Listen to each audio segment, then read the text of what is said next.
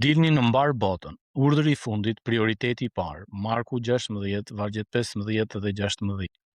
Dilni në mbar botën dhe i predikoni ungjillin çdo krijesë. Ai që beson dhe është pagzuar do të jetë i shpëtuar, por ai që nuk ka besuar do të jetë i dënuar. Në një fshat, një gjysh i moshuar po jetonte ditët e tij të fundit. Familja ishte mbledhur rreth shtratit të tij, fëmijët, niprit, mbesat.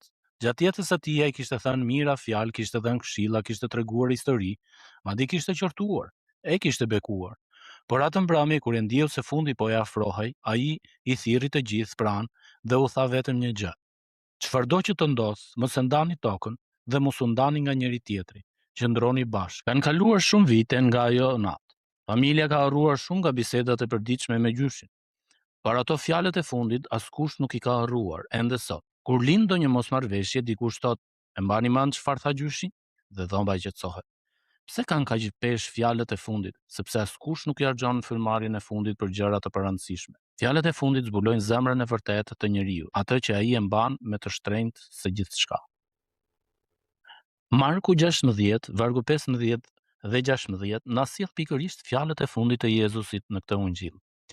Të thëna pak para se të ngjitej në qiell, pas kryqit, pas varrit bosh, pas ringjalljes, çfarë zgjodhi biri i Perëndis tu lindte të vetëve si porosi të fundit. Jo një sekret teologjik, jo një ritual të ndërlikuar, por një urdhër të thjeshtë e të pamas njëkohësisht. Dilni në mbar botën dhe i predikoni ungjillin çdo krijesë.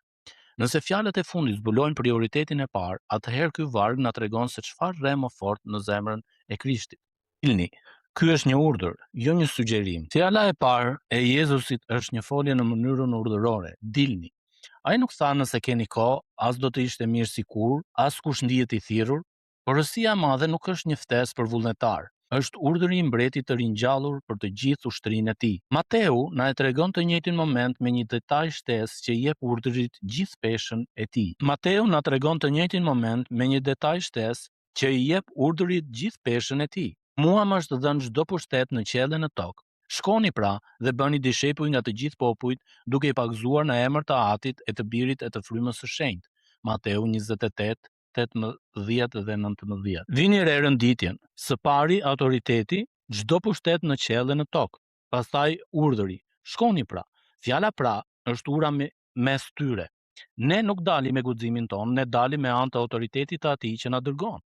Një postier nuk ka nevojë të jetë i fuqishëm, mjafton që vula biletrën që mban të jetë e mbretit. Ky urdhër nuk ishte i ri në planin e Perëndis. Shekuj më parë, kur Zoti pyeti në tempull, kë do dërgoj dhe kush do të shkojë për ne, profeti Isaia u përgjigj me fjalët që çdo besimtar thirret i bëj të vetat. Ja ku jam unë, dërgo mua. Isaia 6:8. Pyetja e Perëndis nuk ka ndryshuar. Ajo që pritet është përgjigjja jonë. Misioni ynë nuk është një shërbes e veçantë për disa të zgjedhur. Është identiteti i çdo dishepulli.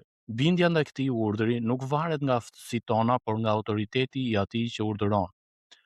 Pyetja e duhur nuk është a jam i thirrur të dal, por a kam ndonjë arsye biblike për të qëndruar. Shkoni në mbar botën dhe i predikoni çdo krijesë, një mision pa kufi.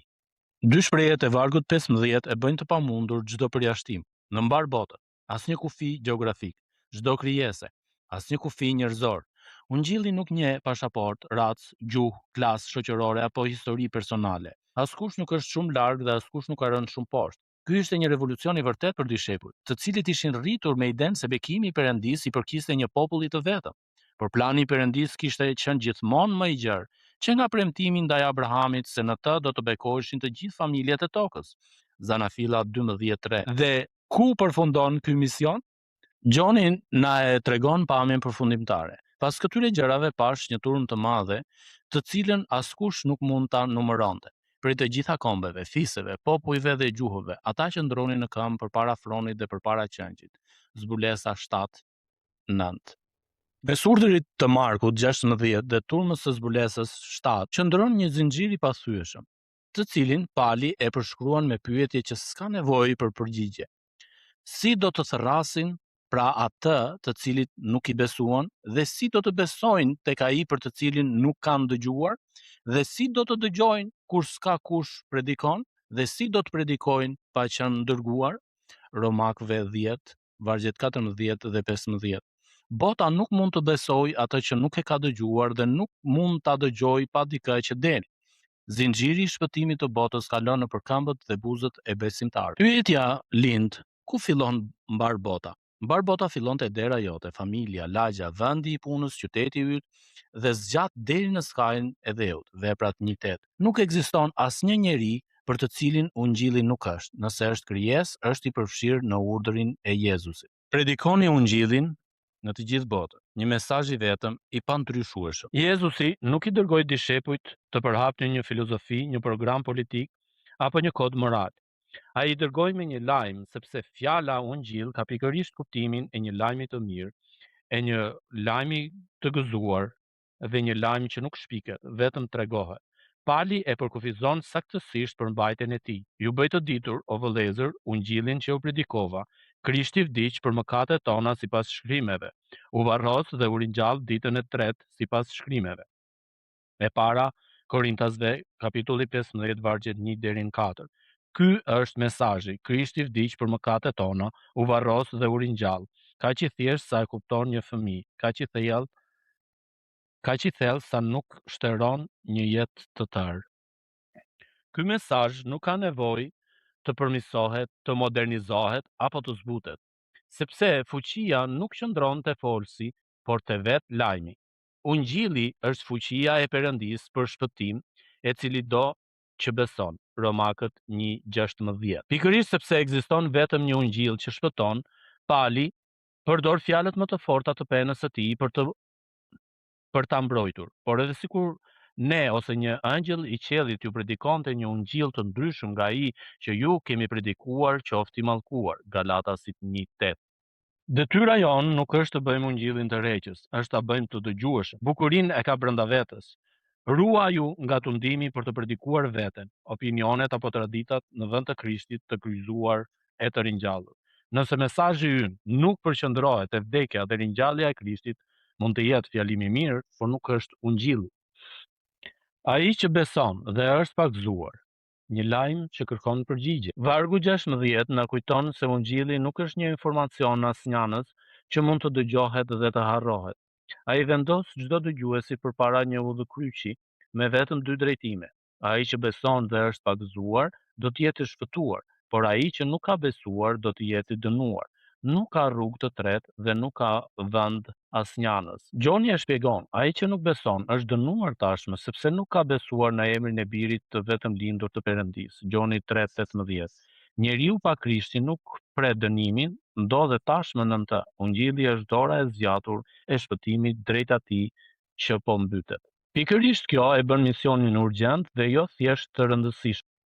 Vini re se çfarë kërkon Jezus: besim, mbështetjen e plotë të jetës te Krishti dhe vepra e tij, dhe pagëzim, hapin e parë të bindjes që e shpall këtë besim para botës. Kështu e kuptoi kisha e parë që në ditën e lindjes së saj, kur turma e rreshajave e goditur në zemër, pyeti çfarë duhet të bëj. Pietri nuk la vend për paqartësi, por tha: pendohuni dhe secili nga ju le të pagëzohet në emër të Jezu Krishtit për faljen e mëkateve, dhe ju do të merrni dhuratën e frymës së shenjtë. Veprat 2:38. Të njëjtën përgjigje mori dhe rojtari i burgut në Filipi, në mes të natës. Beso në Zotin Jezu Krisht dhe do të shpëtohesh ti dhe shtëpia jote. Dhe po atë natë ai u pagëzua me gjithë të vetët.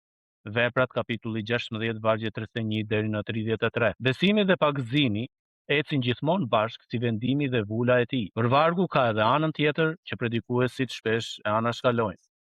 Ai që nuk ka besuar do të jetë i dënuar. Jezusi nuk e tha këtë për të na trembur, po për të na treguar se çfarë është e vërtet në lojë.